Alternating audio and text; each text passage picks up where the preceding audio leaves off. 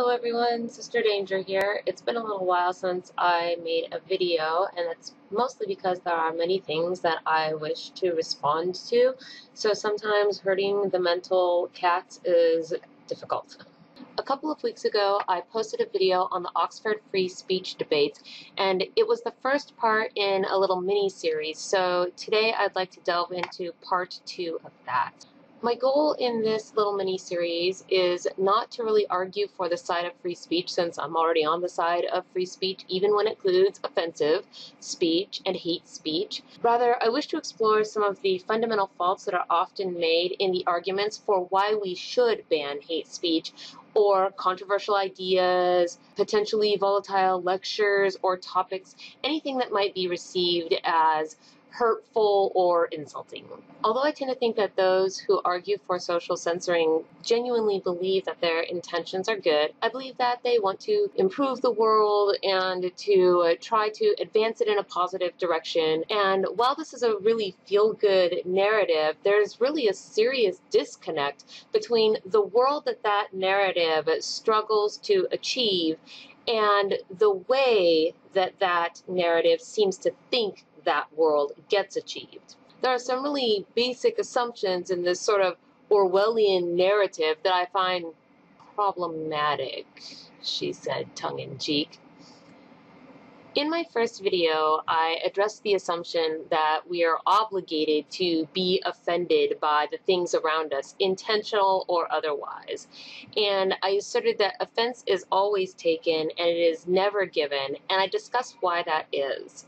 I'll put a link to that in the low bar so that if you feel like backtracking, you can go ahead and do that.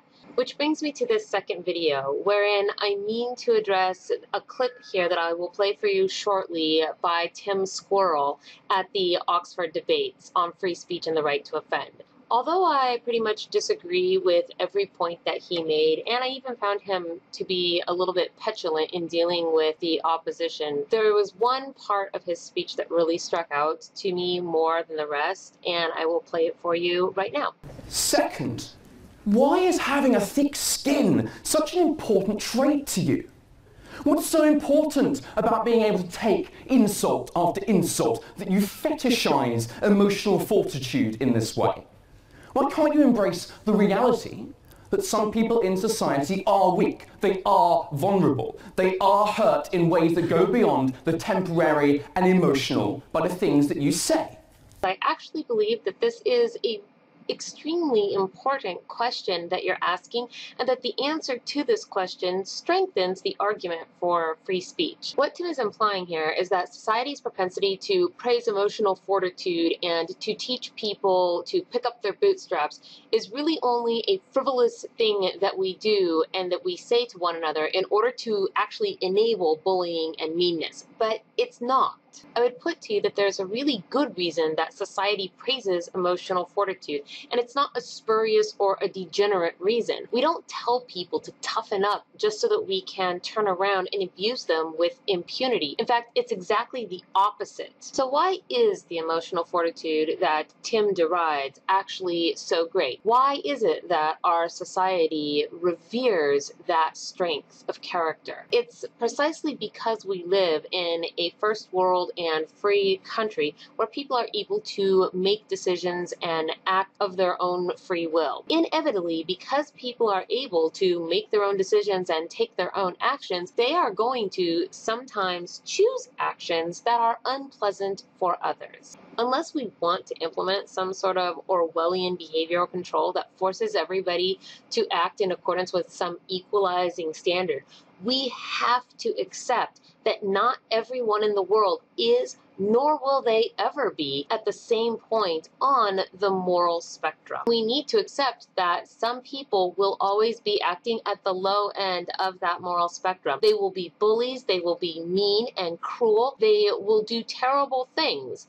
It is unreasonable to expect that the moral spectrum should adjust itself to whatever our individual point on that spectrum happens to be. And that's why we need to develop the thick skin that allows us to shirk off those things which may have otherwise been hurtful or offensive. It's well established that people are biologically evolved to react emotionally to situations before anything else. Usually those reactions are of fear or anger. The fact that we are able to pause and reflect, to consider and look back on our emotional reactions is what differentiates us from the rest of the other species in the natural world around us. In order to do that, however, we have to first get through our emotional reaction. If we don't develop the coping mechanisms that allow us to sail through that initial burst of emotional turbulence into clear-headed thinking, then we basically doom ourselves to be bouncing around from one emotional response to the next.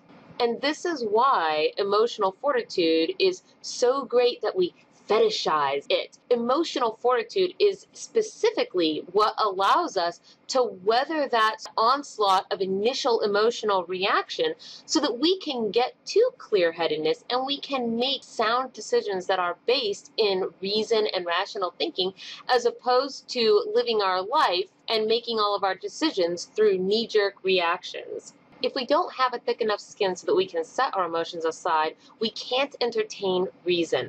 We have to be able to remain unaffected and aloof from our emotions in order to encounter an idea, think about it, and not necessarily adopt it. One of the hallmarks of objective thinking is the ability to be able to disentangle emotions and thought. And without the shield between rational thought and emotional reaction, we would literally be unable to separate ourselves from our ideas. Our emotional reactions would give rise to whatever we think about something, for good or ill, and then, lacking the ability to disentangle those two things, we would be utterly controlled by our love of something or our hatred of something or our fear of something. And emotional fortitude is what gives us the space to be able to separate those two things. The inability to separate emotion from thought is part of what allows people to hold two simultaneously conflicting beliefs, such as denying interracial marriage is bigoted, but denying gay marriage is not bigoted. Without the ability to detach ourselves from the way things make us feel, we arrive at really egregiously erroneous and inconsistent conclusions.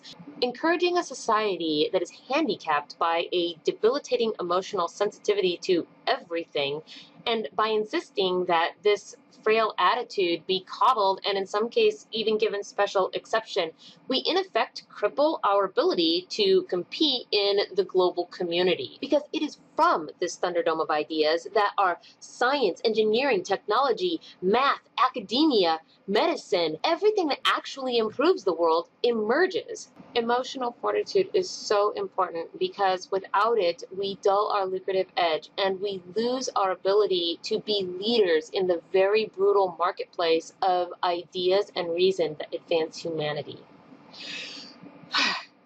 Thank you to everybody who stayed with me for this long. I know this was a really deep topic and I appreciate your listening. As always, I would love to hear your thoughts and comments in the section below, so please leave those, and I hope everybody has a good evening. I myself am off to the opera. Good night.